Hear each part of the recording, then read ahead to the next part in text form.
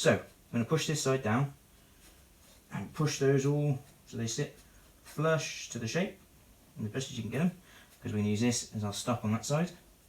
Then once you're happy with all of that looks pretty good to me,